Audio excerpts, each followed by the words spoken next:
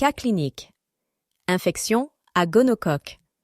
Un jeune homme de 20 ans vous consulte pour l'apparition brutale, ce jour, d'un écoulement purulent jaunâtre accompagné de brûlures mictionnelles insupportables. 5 jours auparavant, à l'occasion d'un déplacement pour raisons professionnelles à Moscou, il était tombé sous le charme d'une hôtesse de bar avec qui il avait passé une folle nuit dont il ne se souvient plus très bien, à cause de la vodka qui coulait à flot ce soir-là. Question 1.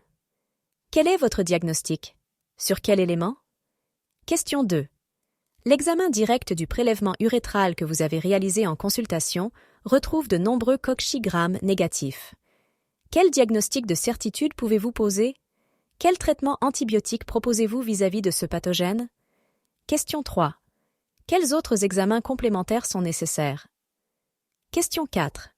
La femme de ce jeune homme, que vous suivez également, et à qui il n'a jamais voulu parler de cet incident regrettable, vous consulte quelques semaines plus tard pour une fièvre, une polyarthrite des poignets, des doigts et des chevilles et des lésions cutanées. Quelles sont les différentes hypothèses infectieuses qui permettraient de rattacher l'épisode présenté par cette femme aux aventures récentes de son mari? Question 5. Le bilan infectieux pratiqué chez la femme retrouve des cocchigrammes négatifs à l'examen direct de la ponction articulaire et au prélèvement cervical. Quel traitement proposez-vous? La réponse. Question 1.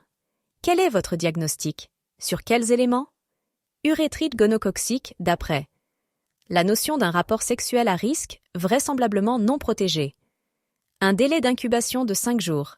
Une symptomatologie d'urétrite aiguë avec écoulement purulent jaunâtre et brûlure mictionnelle intense. Question 2. L'examen direct du prélèvement urétéral que vous avez réalisé en consultation retrouve de nombreux cocchigrammes négatifs. Gluel traitement antibiotique proposez-vous vis-à-vis de ce pathogène?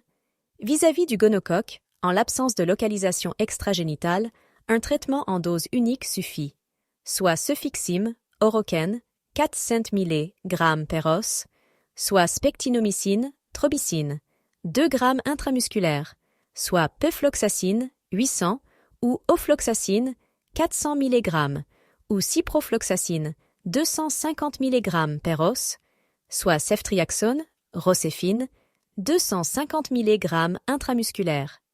10 points pour l'une de ces propositions. Question 3.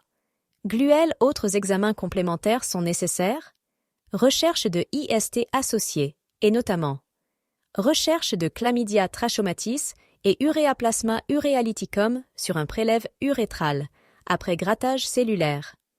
Sérologie syphilis et du virus de l'immunodéficience humaine, VIH, à programmer un peu à distance compte tenu de la fenêtre sérologique, X, à 3 semaines et 3 mois après l'exposition au risque.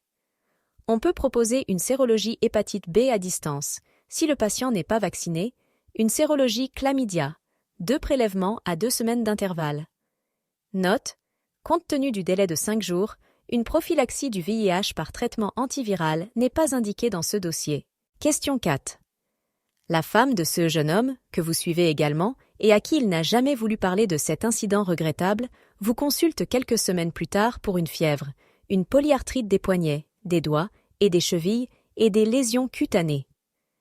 Quelles sont les différentes hypothèses infectieuses qui permettraient de rattacher l'épisode présenté par cette femme aux aventures récentes de son mari?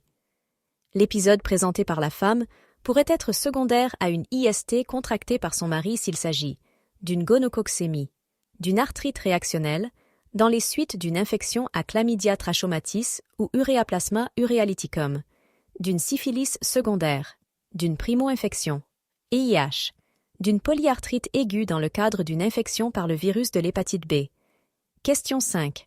Le bilan infectieux pratiqué chez la femme retrouve des cocchigrammes négatifs à l'examen direct de la ponction articulaire et au prélèvement cervical. Quel traitement proposez-vous?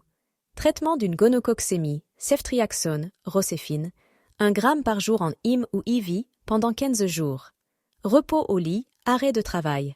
Traitement symptomatique des douleurs par paracétamol, 500 mg à 1 g si douleur, max c'est 3 g par jour.